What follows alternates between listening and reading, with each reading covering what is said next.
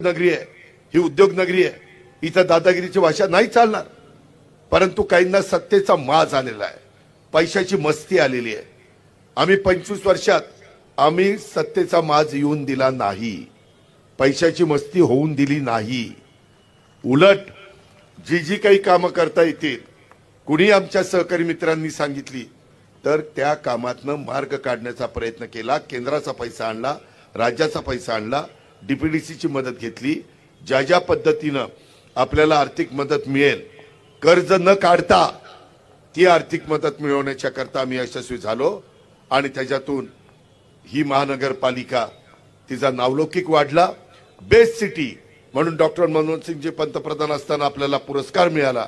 परंतु आताच्या काळामध्ये घाणीचं साम्राज्य, कचऱ्याचे ढीग, त्याच्यामध्ये कचऱ्याच्या मध्ये देखील टेंडर हेच घेणार, स्वच्छतेचं टेंडर यांचंच.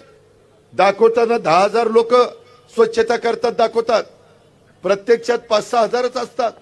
4,000चे पैसे यांच्याच खिशात. परवा मला काही माझ्या लाडक्या बहिणी भेटल्या, ते म्हणले दादा आता नवीनच काढले. म्हटलं काय झालं?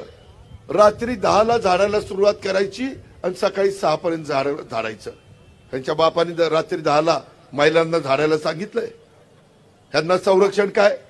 रात्री 10ला आणि सकाळी 6 पर्यंत ही गारठा असला, ह्यांच्या घरामध्ये काही माय माऊली आहे का नाही?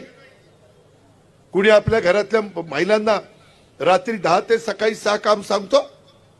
एक तर दिवसभर काम करून राबतात, त्याच्यामध्ये सगळ्यांचं जेवण करतात, घराचा कारभार सांभाळतात.